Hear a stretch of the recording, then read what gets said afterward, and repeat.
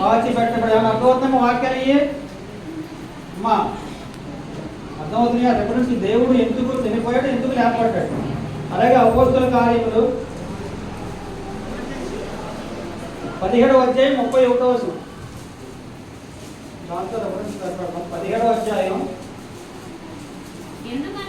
ఎందుకనగా తాను నియమించిన మనుష్యుని చేత నీతిని అనుసరించి భూలోకమునకు తీర్పు తీర్చుపోయేది ఒక దినమును నిర్ణయించి ఉన్నాడు.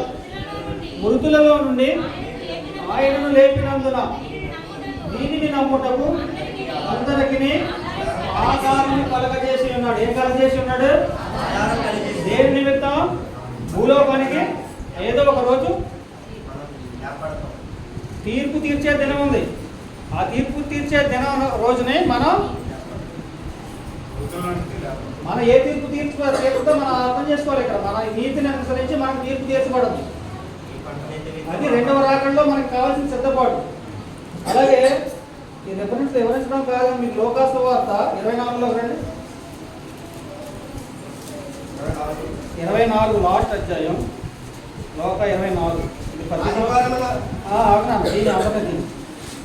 ప్రతి సంవత్సరం మనం జ్ఞాపకం చేసుకుంటున్నాం. అయితే దీంట్లో కొద్దిగా మీకు వివరించి ఐదారికి సంబంధించేస్తాను. లోక 24లో ఏం చూసాం మనం? చదివారు ఇది కనీసం ఎవరైనా ఇంటి దగ్గర అమ్మమ్మ చదవకండి. కనీసం ఈ అధ్యాయం ఇంటిగా ఎవరైనా చదివారమ్మా? యేసు ప్రభు తిరిగి లేచిన విధానం, ఆయన మళ్ళీ తన మహిమలో 40 రోజుల్లో భూమి మీద సంచరించి ఆరోహణ విధానం క్లియర్గా రాసుకొచ్చాడు. ఏమవుతుంది ఇక్కడ?